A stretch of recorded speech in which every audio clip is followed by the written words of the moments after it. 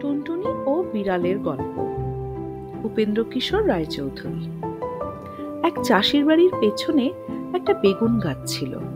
সেই বেগুন গাছে একদিন এক টুনটুনি পাখি এসে বসলো।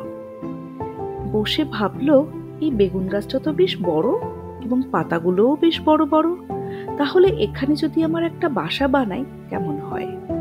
এই ভেবে সে বেগুন গাছের পাতাগুলো তার ঠোঁট দিয়ে সেলাই করে করে একটা খুব সুন্দর ছোট্ট বাসা বানালো।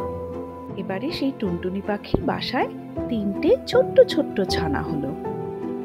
টুনটুনি পাখির 3টে ছোট্ট ছানাগুলো খুবই ছোট, সেই জন্য তারা উঠতেও পারে না আর চোখ মেলতেও পারে না, খালি হাঁ করে আর চি চি করে ডাকে। আর সেই চাষির বাড়িতে একটা দুষ্টু বিড়াল ছিল, সে ভারী দুষ্টু। সে খালি ভাবে, টুনটুনির 3টে ছানা হলো, ছানাগুলো তো ছোট্ট, যাই গিয়ে টুনটুনির ছানাগুলোকে দেখে আসি। গিয়ে সে বেগুন গাছের তলায় এসে দাঁড়ালো। এই টুনটুনি, কি করছিস লা টুনটুনি? টুনটুনি তার মাথা হেঁট করে বেগুন গাছের ডালে ঠেকিয়ে বললে, প্রণাম হই মহারানী।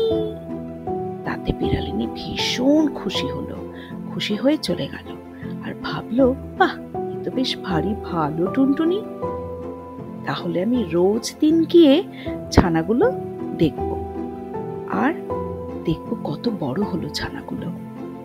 এমনি করে সে রোজ আসে আর রোজ টুনটুনি তাকে প্রণাম করে আর বলে, মহারানী পেন্নাম হই, আর খুশি হয়ে বিড়ালিনী চলে যায়। দেখতে দেখতে দিন যায় এবং টুনটুনির ছানাগুলোও বড় হয়ে ওঠে। তাদের এখন সুন্দর পাখা হয়েছে আর তারা কিন্তু এখন চোখ বুজেও থাকে না। তাই দেখে টুনটুনি একদিন তাদের বললে, বাছা, তোরা কি উঠতে পারবি? ছানারা বললে, হ্যাঁ মা, পারবো। টুনটুনি বললে, তবে দেখ তো দেখি, ওই তাল গাছটার ডালে গিয়ে বসতে পারিস কিনা। ছানারা কিন্তু তখনই উড়ে গিয়ে সেই তাল গাছের ডালে গিয়ে বসলো। তাই দেখে টুনটুনি ভারী খুশি হলো এবং হেসে বলল, এখন ওই দুষ্টু বিড়াল আসুক দেখি। খানিক বাদেই সেই দুষ্টু বিড়াল এসে গেল। এসে বললে, কি করছিস লা টুনটুনি? তখন টুনটুনি তাকে মুখ ভেঙচিয়ে বলে, দূর হ লক্ষ্মী ছাড়ি বিড়ালিনী। বলেই সে ফুরুত করে উড়ে পালিয়ে গেল সেই দূরে তাল গাছটায়। আর দুষ্টু বিড়াল সেই না দেখে দাঁত মুখ খিচিয়ে লাফিয়ে বেগুন গাছে উঠলো। উঠে তো টুনটুনিকেও ধরতে পারলো না, ছানাগুলোকেও খেতে পেল না। ছানাগুলো তো অনেক আগেই চলে গেছে সেই তাল গাছে। খালি বেগুন কাঁটার খোঁচা খেয়ে সে নাকাল হয়ে ঘরে ফিরে গেল কাঁদতে কাঁদতে।